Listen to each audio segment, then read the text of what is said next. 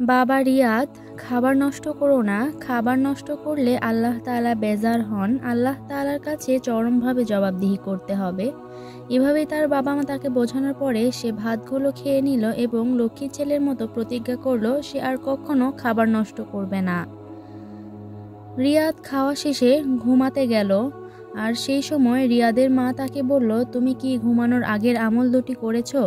তখন রিয়াদ বলল, মা তুমি কোন আমল দুটির কথা বলছো? ওই যে ঘুমানোর আগে যে দোয়াগুলো পড়তে হয় সেগুলো নয় তো? রিয়াদের মা বলল, হ্যাঁ আমি সেগুলোর কথাই বলছি। তখন রিয়াদ বলল, তুমি খুব ভালো করেছো আমাকে এটি মনে করিয়ে দিয়ে, আমার তো ইদানিং এই আমল দুটি করতে মনেই থাকছিল না। তখন রিয়াদের মা একটু রাগান্বিত কণ্ঠে বললেন, রিয়াদ এগুলো কিন্তু একদমই উচিত নয়। তুমি যে রাতে দুঃস্বপ্ন দেখো, ভয় পাও, এগুলোর মূল কারণই হচ্ছে তুমি আমল ছাড়া ঘুমিয়ে যাও। ঘুমানোর আগের দোয়াটি তুমি এক্ষুনি আমার সামনে পড়ো। তখন রিয়াদ বলল, আল্লাহুম্মা বিসমিকা আমুতু ওয়া আহিয়া। এটি পরপর 3বার পড়ে সে আয়াতুল কুরসি পড়ল এবং রিয়াদের মা তাকে সাবধান করে দিয়ে গেল যেন আর কখনোই এই ভুল না হয়। তখন রিয়াদও মাথা নেড়ে উত্তর দিল, জি আম্মু, আর কখনোই আমার এই ভুল হবে না। আমি এখন থেকে নিয়মিত আয়াতুল কুরসি ও ঘুমানোর দোয়া পড়ে ঘুমাতে যাব। এরপরে রিয়াদের মা সেখান থেকে চলে যায় এবং রিয়াদ ঘুমিয়ে যায়। একদিন রিয়াদ ও তার বাবা বাজার থেকে বাড়ি ফেরার সময় দেখে একটি লোক রক্তাক্ত অবস্থায় আহত হয়ে রাস্তায় পড়ে আছে এবং তার পাশে দুটি লোক দাঁড়িয়ে সেটি দেখছে। তখন রিয়াদের বাবা কাছে যেয়ে বলল, আপনারা কেমন মানুষ? একজন মানুষ রক্তাক্ত অবস্থায় পড়ে আছে আর আপনারা তাকিয়ে তাকিয়ে না দেখে তাকে হসপিটালে নিয়ে যান। তখন পাশে দাঁড়িয়ে থাকা লোক দুটি উত্তর দিল, না বাবা, আমরা কোনো ঝামেলায় পড়তে পারি না, এতে পুলিশের ঝামেলায় পড়তে হতে পারে, আপনার ইচ্ছে হলে আপনি নিয়ে যান। তখন রিয়াদ তার বাবা দুজন মিলেই লোকটিকে গাড়িতে উঠিয়ে হাসপাতালে ভর্তি করলো। রিয়াদ তখন তার বাবাকে জিজ্ঞেস করলো, বাবা আমরা তো লোকটিকে চিনি না আর ওই লোক দুটিও তাকে সাহায্য করছিল না, তাহলে তুমি কেন সাহায্য করলে? রিয়াদের বাবা উত্তর দিল, রিয়াদ, আল্লাহ তাআলা আমাদেরকে মানুষ হিসেবে পাঠিয়েছেন তার ইবাদত করার জন্য, আর মানুষের সাহায্যের মাধ্যমে আমরা আল্লাহর কুদরত লাভ করতে পারি। আল্লাহ তাআলা আমাদের বিপদের সময়ও আমাদেরকে সাহায্য সহযোগিতা করবেন। একদিন রিয়াদ ও তার বন্ধু ক্লাসরুমে যখন বসেছিল তখন রিয়াদের বন্ধু জারিফ বলল, রিয়াদ তুমি আমার বন্ধু, এজন্য আমি গর্বিত, তোমার বাবাও অনেক ভালো একজন মানুষ। তখন রিয়াদ উত্তর দিল, হ্যাঁ আমার বাবা আসলেই অনেক ভালো একজন মানুষ এবং আমি বড় হয়ে তার মতো হতে চাই।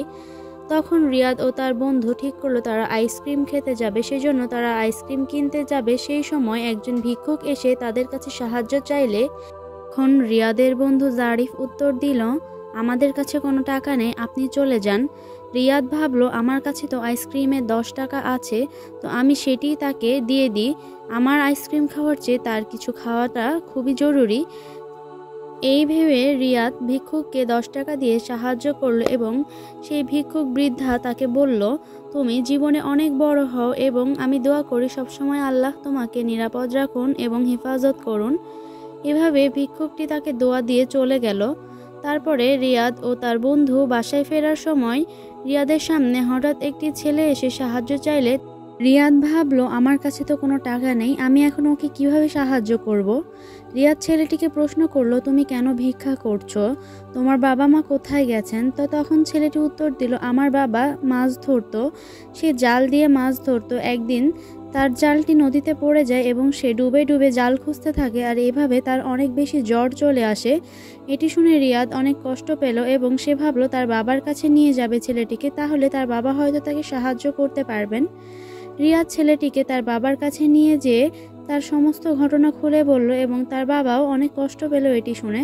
তখন রিয়াদের বাবা ছেলেটিকে বলল, তোমার নাম কি? ছেলেটি বলল, আমার নাম অপু। অপু ছেলেটি রিয়াদের বাবার কাছে তখন সাহায্য চাইতে লাগলো, বলল তার সমস্ত ঘটনা। তার মা মারা গেছেন কিছুদিন আগেই এবং তার বাবা জ্বরে অসুস্থ, তারা কিছুদিন ধরে কোনো খাওয়া দাওয়া করতে পারেনি, ওষুধ কেনার মতো কোনো টাকাও নেই, আবার তার বাবার জালটিও হারিয়ে গেছে, সেজন্য তারা আর মাছও ধরতে পারবে না। তখন রিয়াদের বাবা ছেলেটিকে বলল, তুমি দুশ্চিন্তা করো না, আমি তোমাকে সাহায্য করব। এই বলে রিয়াদের বাবা তার হাতে 10,000 টাকা ধরিয়ে দিয়ে বলল, এখান থেকে বাড়ির জন্য কিছু খাবার কিনে নিয়ে যাবে আর তোমার বাবার জন্য ওষুধ কিনবে আর তোমার বাবাকে একটি জাল কিনে নিতে বলবে। রিয়াদ তার বাবাকে মানুষের প্রতি এত দয়াশীল হতে দেখে জিজ্ঞেস করলো, বাবা তুমি সবাইকে এত সাহায্য কেন করো, এত দয়াশীল কেন সবার প্রতি? তখন রিয়াদের বাবা উত্তর দিল, আমরা যদি মানুষের প্রতি দয়া করি আল্লাহ তাআলাও আমাদের প্রতি দয়াশীল হবেন। একদিন রিয়াদ ও তার বন্ধু নদীর পাশ দিয়ে খেলতে যাওয়ার সময় তাদের চোখে কিছু শাপলা ফুল পড়ল। তারা দুজনের কেউই সাঁতার জানতো না, সেই জন্য তারা শাপলা ফুলটা কিভাবে নিবে সেই চিন্তা করতে লাগলো। তখন রিয়াদের বন্ধু জারিফ বলল, তুমি একটি লাঠি নিয়ে শাপলা ফুলগুলোকে সামনের দিকে টেনে নিয়ে আসো, এবং রিয়াদও তাই করতে লাগলো। এভাবে করতে করতে রিয়াদ এক সময় নদীতে পড়ে গেল। রিয়াদ বাঁচাও বাঁচাও করে চিৎকার করলো, কিন্তু জারিফ সাঁতার জানতো না, সেজন্য রিয়াদকে বলল, তুমি একটু অপেক্ষা করো, আমি এক্ষুনি তোমার বাবাকে ডেকে আনছি। এই বলে সে এক দৌড়ে তার বাবাকে ডেকে আনতে গেল। জারিফ রিয়াদের বাবাকে ডেকে আনতে আনতে এর মধ্যে অপু ও তার বাবা একসময় জাল নিয়ে নদীতে উপস্থিত হলো, এবং অপু রিয়াদকে দেখে চিনতে পারলো এবং তার বাবাকে সমস্ত ঘটনা খুলে বলল। অপুর বাবা আর এক মুহূর্ত দেরি না করে রিয়াদকে তার জাল দিয়ে একটানে উপরে তুলে নিয়ে আসলো। এই দেখে অপু একটু ভয় পেয়ে বলল, বাবা রিয়াদ কেন কোনো সাড়া শব্দ করছে না?